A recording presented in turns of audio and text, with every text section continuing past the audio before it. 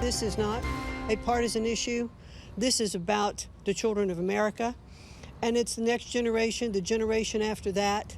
And if we want to have our leaders, if we want to have that next group of engineers and doctors and lawyers and plumbers and electricians and HVAC operators, then we need to focus on how they can best have their education. Secretary of Education Linda McMahon surprised House Democrats yesterday who were holding a press conference outside the Education Department, addressing concerns right after talking with them in a closed-door meeting. And joining us this morning is Secretary McMahon, who is now officially 1 month into a job the president hopes she can put herself out of one day. Good morning to you, Madam Secretary. Thanks for joining us. Good morning, Janice. Nice to be with you. Thanks for having me. Of course. First, tell us about that meeting you had with Democrats yesterday, and what is the timeline here to try to shut down the department? It was a great meeting. We had about 12 Democrat representatives from many parts of the country who came in, who really wanted to ask about what was going on with education. Some are serving on the House Education and Workforce Committees. I think there was a ranking member that was here to talk with me yesterday. So it was a very good, open, thoughtful conversation, and I appreciated their coming over. And I like to do things like that and have them ask questions, have them hear from me exactly, what we're thinking of here, what the president's clear directive is. And so I think they were. I think they went away feeling that they had gotten some answers that they were looking for, and they did ask about a timeline. And there isn't a specific timeline, except that we are moving to do it as expeditiously as possible. But clearly, we're doing it so that there is no harm going for any funding for any of the special projects like Title I funding, like our funding for our special needs children. So none of that's going to be impacted. That was important for them to hear. Yeah, and states are ready to overhaul what they say is America's broken education system, especially after Trump said he would be sending $1 trillion federal education dollars back to the states. How important is this to fix our public education system and try to get rid of some of this waste? It's incredibly important. And I think the president has made it very clear that what he is doing is getting rid of the bureaucracy in education, not in any way at all taking away from the programs that are being developed in the states. The Department of Education doesn't educate anyone. We don't decide on any curriculum. We don't buy books. We don't hire teachers.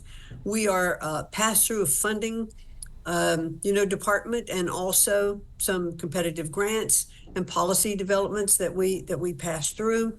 But really, this should be handled at the state level, because the president is, as do I, believe the best education is closest to the child. And speaking of which, we know you have to keep reiterating to those, especially on the left, this will not affect programs that are already in place for the most vulnerable. So what do you say to Democrats like Senator Elizabeth Warren, who puts out on social media that school lunches are at risk and kids with disabilities will lose their classroom aid? I mean, she did this just this past week as part of a Save Our Schools campaign. I think it just goes to show they really don't have a whole lot to talk about. So they're trying to grasp at things and put out false narratives because it gets some attention. But that is just absolutely not the case. I think Senator Warren knows that's not the case. Well, let's talk about the billions in federal funding to some of these Ivy League schools. How about it? Because the administration is reviewing billions of dollars in contracts and grants awarded to Harvard and Columbia University as part of this crackdown on anti-Semitism and pro-Hamas demonstrations on campus. Tell us more about this. The president has made very clear that he does not believe there should be discrimination of any kind on any campus. What we saw at Columbia, especially a few months ago after October 7th, was that students really were afraid to be on campus. They still are. When students are locked in a library and other students are pounding on the glass saying death to Israel, death to America, and frightening students, totally unacceptable. Everyone should feel safe on campus. This has nothing to do with First Amendment right of speech. This is a civil rights issue. This is a matter of safety on campuses. And we're not going to stand for it. So universities are on notice. Their funding is in peril. Some of the funding we have removed already from Columbia. Now we're negotiating, I think, in good faith so that measures are being taken to help restore that funding. Speaking of funding, you have warned public schools across the country they have to comply with parental rights laws and reveal any educational records, including documents related to a student's gender identity. Tell us more about the letter that you sent to school districts across the country and what the consequence is for those districts that still encourage teachers to keep that information a secret. It's absolutely against the law. FERPA is in place, and then what that means is that parents have the right to see everything that's part of their children's files.